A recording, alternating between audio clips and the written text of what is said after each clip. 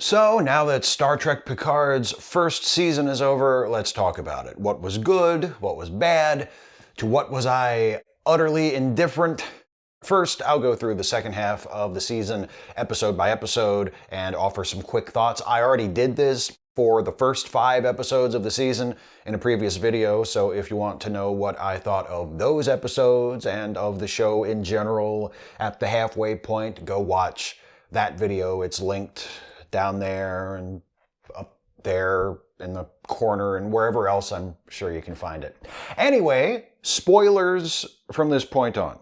Episode 6, The Impossible Box. Picard finally arrives at the reclaimed Borg cube. He reunites with Hugh in one of the loveliest scenes in the entire series, when Hugh sees Picard for the first time and says, "I don't know what you're doing here, but I'll help you any way I can." My heart just melts. All the Picard-Hugh stuff in this episode is gold, especially Hugh's gentle advocacy on behalf of the ex-Borg, which enables Picard to finally let go of his hostility toward the Borg and see them not as monsters, but as victims. We also get some much-needed forward movement in the plot here as Picard finally meets Soji, and together they escape from the Borg cube using a Voyager callback, just as the evil Romulans are about to get him. Episode 7, Nepenthe, or the best episode of the series. Picard and Soji drop in for dinner at the old Riker place, or rather, the new Riker place. The place where Will Riker, Deanna Troi, and their children moved when their son Thad got sick. Sadly, Thad has since died, so now it's just Will, Deanna, their daughter Kestra, and Riker's sweet outdoor pizza oven. There are a few moments in this episode that are just perfection. Troi is written better than in almost any, or perhaps any, episode of TNG. She acts like a counselor and a mother and an empath. Her first words to Picard are, "You're in trouble. How bad?" Picard's scenes with Riker are wonderful. Riker's surprised, "Oh man," and the big bear hug he gives Picard when he first sees him are worth the entire series all by themselves. Plus, we get fun little moments like Riker giving the "Red Alert! Raise shields" order for his house, and Riker deducing what Picard's troubles are, and we get to know Kestra a little bit, and she's a weird, interesting kid, and through her we also finally get to know Soji a little bit as something other than a walking, talking mystery box. Back on La Sirena, there's also some development for Dr. Jurati. We learn she was recruited as a spy by Commodore O before she left Earth, and that she's been carrying a tracking device which Jurati deactivates at the risk of her own life once she realizes the tracker is allowing a Romulan ship to follow them. We also get the sad, sudden, anticlimactic death of Hugh. I'll come back to that when I get to my overall thoughts on the season. Episode 8, Broken Pieces. Open wide, here comes the exposition. Oh, the things we learn in this episode. We learn that Commodore O, half Vulcan, half Romulan secret agent of the Zhat Vash, used her position as head of Starfleet security to engineer the attack on Mars in order to force Starfleet to ban synthetic life. We learn that the Zhat Vash's fear of synthetics is due to something called the admonition, which is a vision of destruction at the hands of synthetics who rose up and destroyed their organic creators hundreds of thousands of years ago. We learn that one of the Romulans who experienced the admonition was Ramda, who we met as an ex-Borg aboard the artifact, and that the despair she felt as a result of the admonition was so great that it broke the cube which assimilated her. So that's where that came from. We learned a bit more about Captain Rios's tragic past. It turns out his former captain, Alonzo Vandermeer, encountered 2 emissaries from Soji's android homeworld and was ordered to kill them by Starfleet security. Vandermeer subsequently killed himself, and Rios was discharged from Starfleet with a diagnosis of post-traumatic dysphoria. Not a bad episode, just a lot of table setting, and that continues with the next episode as we head toward the finale. Episodes 9 and 10, Et in Arcadia Ego, parts 1 and 2. You know they're through screwing around when they bust out the Latin titles. La Sirena, the Romulan scout ship piloted by Narak that's been following them, and the artifact all arrive at Capellius, the world where Bruce Maddox came to build Soji and her fellow androids.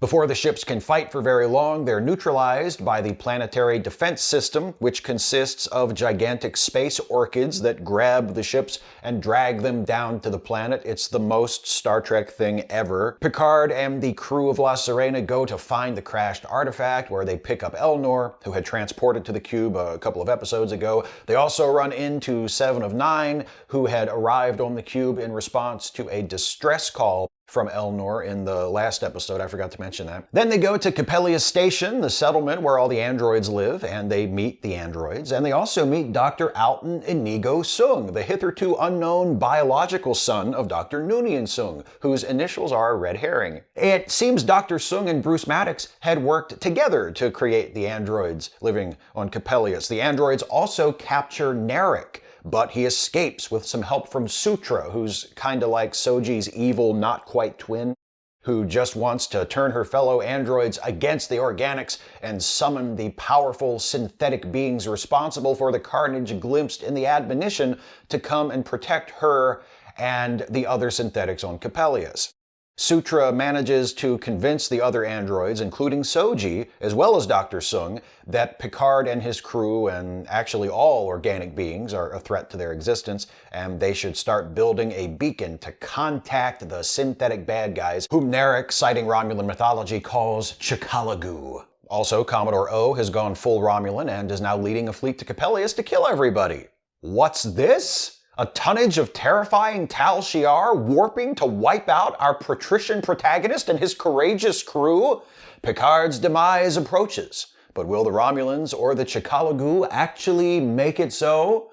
Find out next week, same Trek time, same Trek channel, which would be CBS All Access in the US and Amazon Prime everywhere else, and also not next week, right now. So Picard talks Soji into not killing everyone, and she shuts down the beacon right before the Chikalagu come through a portal and kill everyone.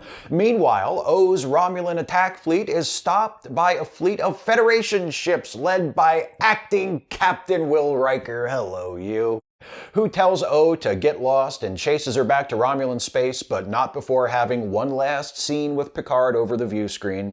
And then Picard dies of that thing in his brain that his old doctor from the Stargazer was worried about way back at the beginning of the season. But after he dies, he wakes up in a quantum simulation, and hey, Data's there! Hi, Data! Picard and Data have a nice scene together, where Data explains that his consciousness was reconstructed by Dr. Sung and Bruce Maddox, and he's just been kind of floating in this quantum simulation for a while. He's bored with it, though, so he asks Picard to terminate his consciousness when he wakes up. And Picard's like, wake up? But I'm dead? And Data's like, you'll see what I mean. Just don't forget to kill me, okay? Picard wakes up, his consciousness having been transferred into an android body that Sung had been working on for himself, but then he heard the show had been picked up for another season, so he let Picard have it.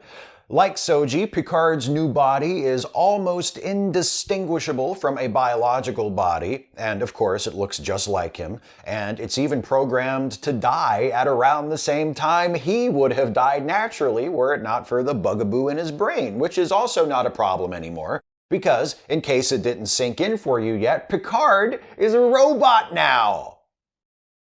Picard keeps his promise to Data, deactivating his consciousness within the simulation. Then he and his crew return to La Sirena. Picard gives the iconic order to engage, and the ship warps off to do something. I guess we'll find out in Season 2. So, I have thoughts about how the show worked and didn't work overall, but I want to start with the boldest, riskiest, most controversial choice the creators of Star Trek Picard made this first season. I'm completely fine with Picard being a robot. I don't think it's awesome. I don't think it's terrible. I think it's fine. Back at the top of the video, when I referenced things in the series to which I'm indifferent, I was talking about this.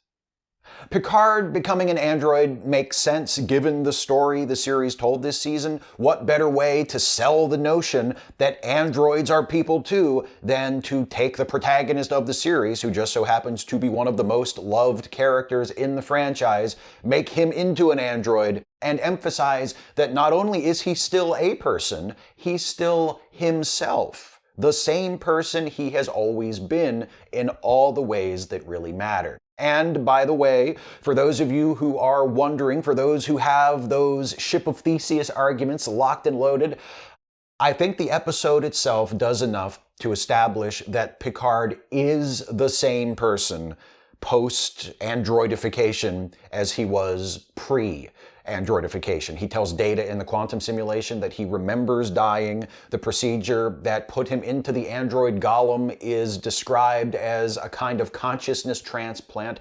Plus, word of God from Alex Kurtzman, Michael Chabon, and Akiva Goldsman is that Robo-Picard is the same Picard we know and love, not an android with Picard's memories that thinks it's Picard but actually isn't. And as I'm often compelled to remind everyone, this is all made up anyway. So if the creators of the show say that's how it is, that's how it is. It doesn't mean you have to like it, but if they say old organic Picard and Robo Picard are the exact same person, that's the deal, whether you like it or not. Transferring Picard's consciousness into the android also solves the problem of Picard's terminal brain abnormality, clearing the path for season 2. Now, that's not the way I would have fixed that.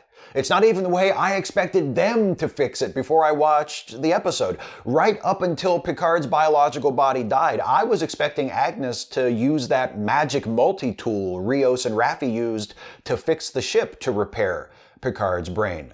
But I was wrong. So, yeah, fine with Robo-Picard. There are some things about this season that I wasn't fine with. The biggest thing is still the pacing of the show, which was a problem in the first half and, as it turns out, was a mess all season long. Zach Handlin, who reviewed the show for the AV Club and who liked it way, way, way less than I did, described this season as feeling like a 10-episode pilot. And I think that's a very good way to put it. In terms of plot, it feels like this season should have had far fewer than 10 episodes. The second half moved a lot quicker than the first half, but there was still a sense of why is this taking so long hanging over the whole proceeding, and that's not a feeling you want to evoke in your audience if you're making a TV show, generally speaking.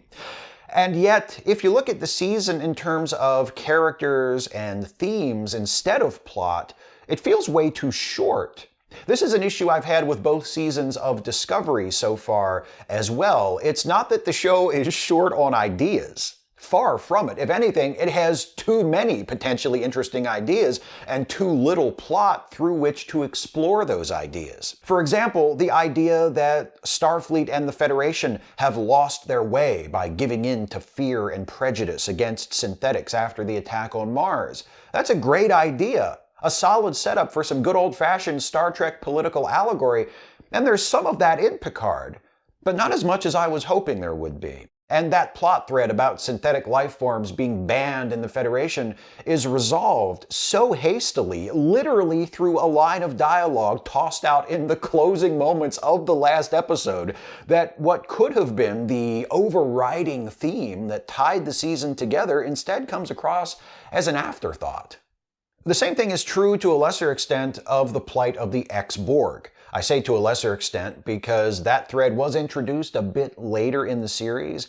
Even so, it could have tied into that central theme, Picard's acceptance of the ex-Bs as victims in need of an advocate and dedicating himself, who is also an ex-B, to becoming that advocate, serving to parallel the larger story of Starfleet losing and ultimately finding its way again. But after Hugh is killed off, it's hardly mentioned again for the rest of the series.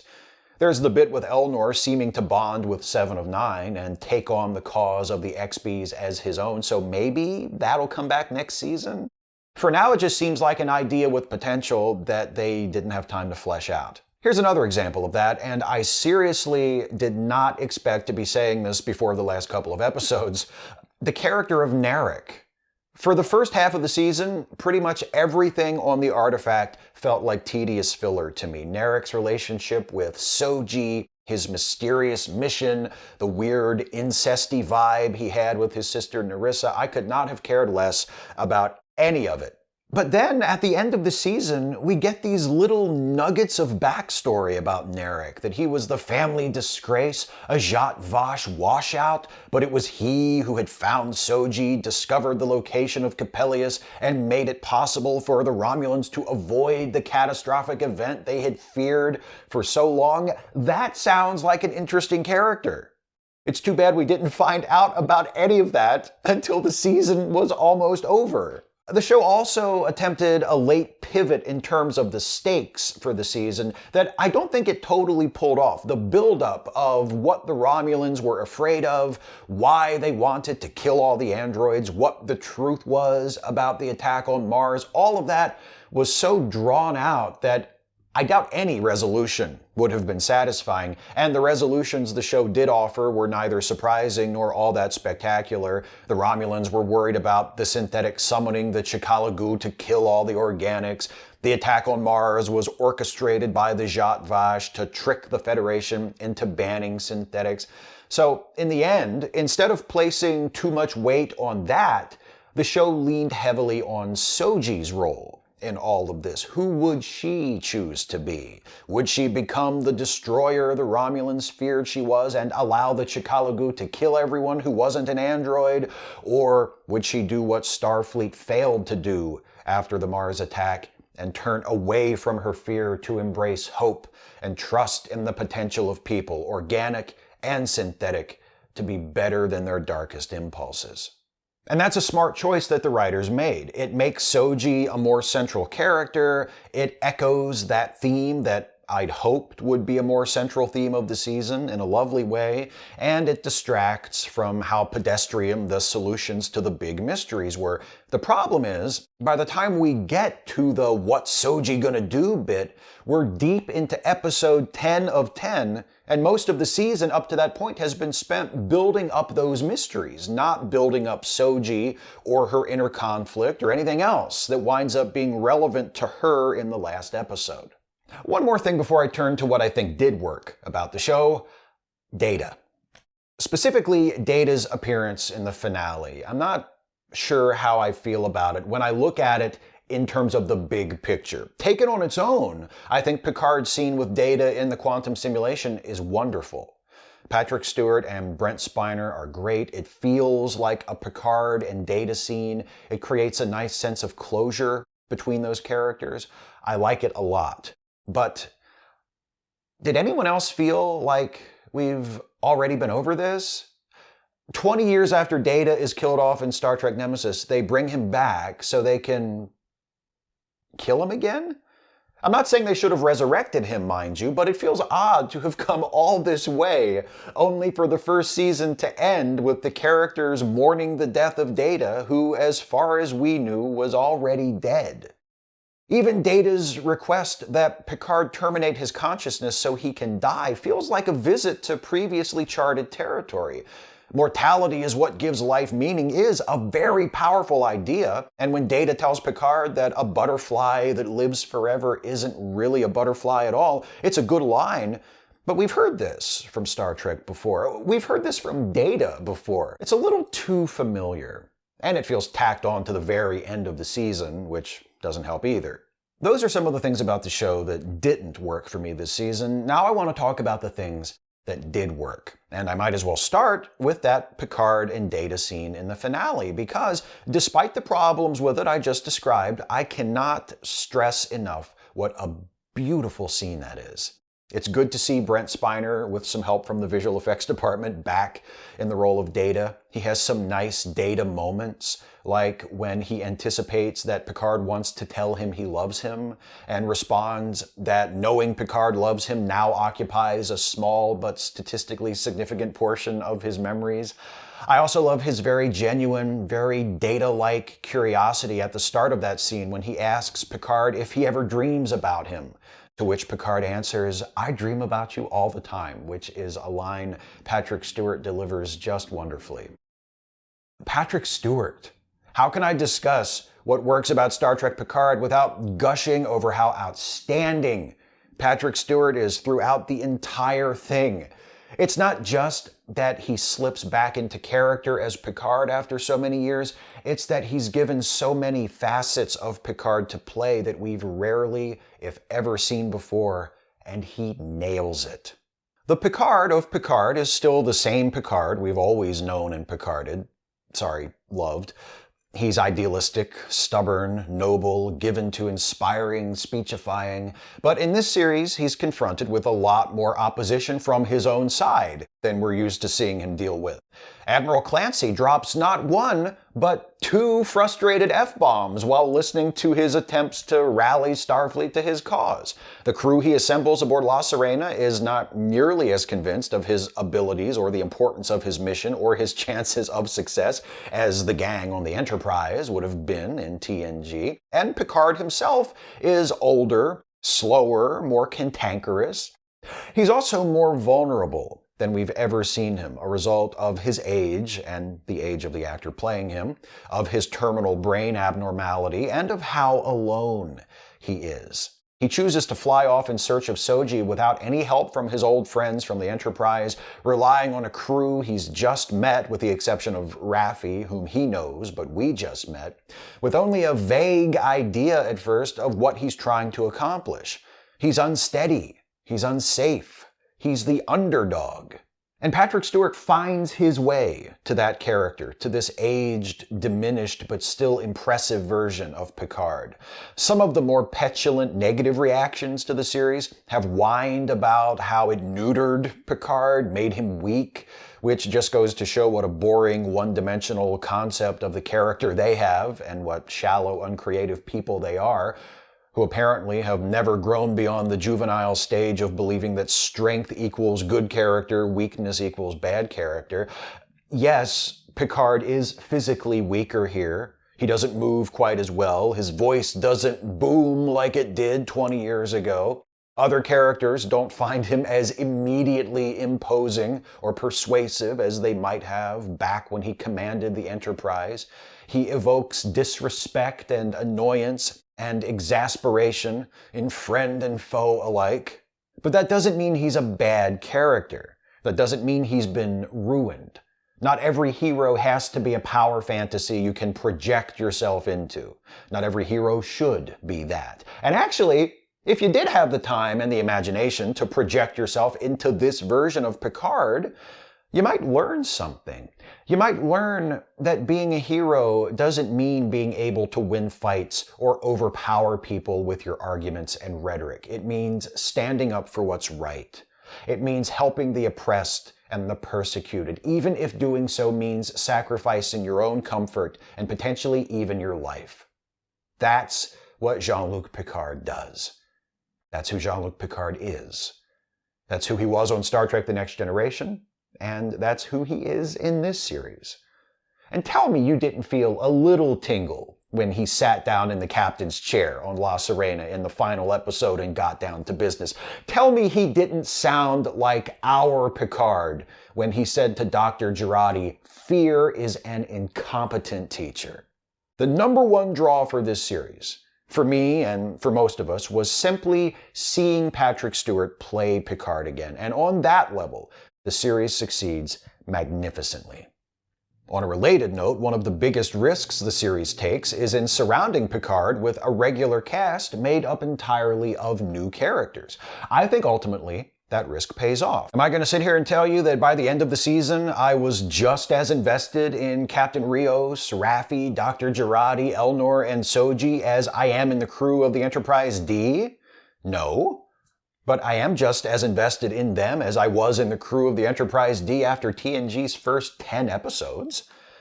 Every new character has a story that runs throughout the season. Rios reveals his tragic past with a former captain and why he left Starfleet. Raffi faces her past as a neglectful parent and finds an opportunity to be a surrogate parent to Elnor.